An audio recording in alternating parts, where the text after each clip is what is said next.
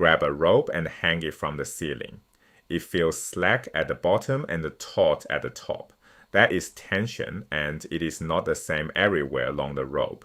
In this video, we find exactly how the tension varies with distance, first by balancing forces, then by solving a differential equation.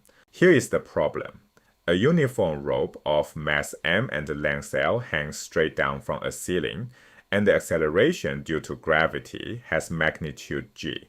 We want three things: the tension at the upper end where the rope meets the ceiling, the tension as a function of distance from the ceiling, and the rate at which that tension changes with distance.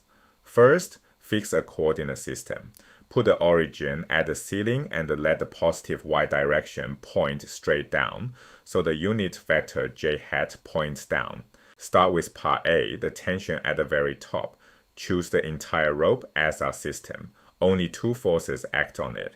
The ceiling pulls the rope up at y equals 0 with a force we call T of y equals 0. And gravity pulls the whole rope down with a force of magnitude m times g. The rope just hangs there, so its acceleration is 0. Newton's second law, taking down as positive, reads m times g minus T of y equals 0 equals 0. Solve, and the tension at the top is T of y equals 0 equals m times g. The top of the rope carries the rope's entire weight. Part B, the tension a distance is down the rope. Make an imaginary cut a distance e from the ceiling.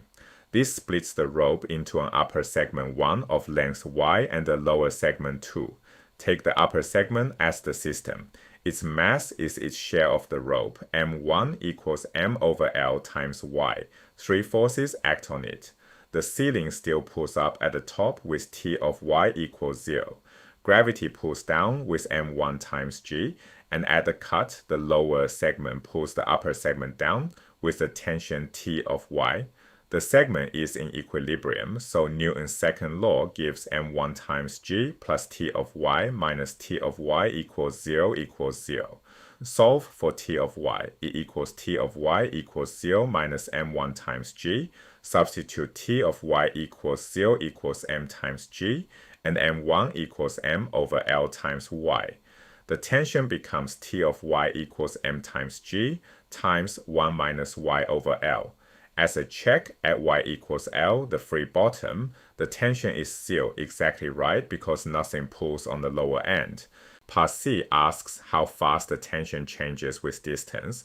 We already have T of y equals m times g times 1 minus y over L. Differentiate with respect to y.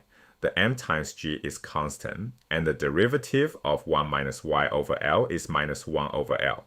So dt dy equals minus m over L times g. This rate is a constant. It does not depend on y, which means the tension falls off at the same steady rate all the way down. A straight line from m times g at the top to 0 at the bottom. Now a second, more powerful method, one that generalizes to any continuous system. Instead of a big segment, zoom in on a tiny slice of rope between the position y and the position y plus delta y. This little element has length delta y and its mass is delta m equals m over L times delta y. Three forces act on it. The rope above pulls it up with the tension T of y. The rope below pulls it down with the tension at y plus delta y. And the gravity pulls it down with delta m times g. Write the lower tension as the upper tension plus a small change.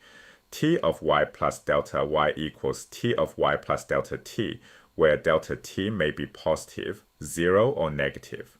Apply Newton's second law to this element. Its acceleration is 0, and with down positive, the forces sum to delta m times g minus T of y plus T of y plus delta t equals 0. The two tension terms at y cancel, leaving delta m times g plus delta t equals 0. So the change in tension is delta t equals minus delta m times g.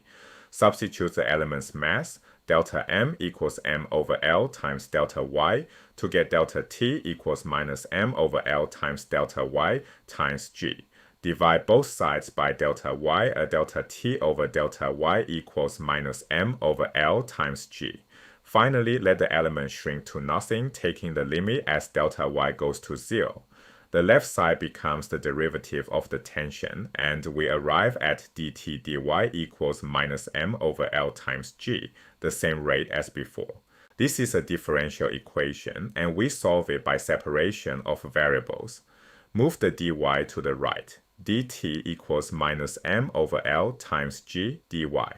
Now integrate both sides as definite integrals. On the left, the tension runs from its value at the top, t of y equals 0 up to t of y. On the right, the position runs from 0 to y using a dummy variable. So the integral of dt prime from t of y equals 0 to t of y equals minus m over L times g times the integral of dy prime from 0 to y. Both integrals are simple. The left gives t of y minus t of y equals 0. The right gives minus m over L times g times y. Now use the tension at the top. T of y equals 0 equals m times g and rearrange. We recover t of y equals m times g times 1 minus y over L, exactly the result from the force balance method. Two methods, one answer. Balancing forces on a finite segment and solving a differential equation on an infinitesimal element, both give the same tension. T of y equals m times g times 1 minus y over L. It falls in a straight line from m times g at the ceiling to 0 at the free end at a constant rate dt dy equals minus m over L times g. The real price is the method itself. Slice a continuous system into a tiny element, apply Newton's second law, take a limit, and a differential equation appears, ready to integrate. To practice what you just learned, this course has free exercises and AI graded feedback on ludium.ai. The link is in the description.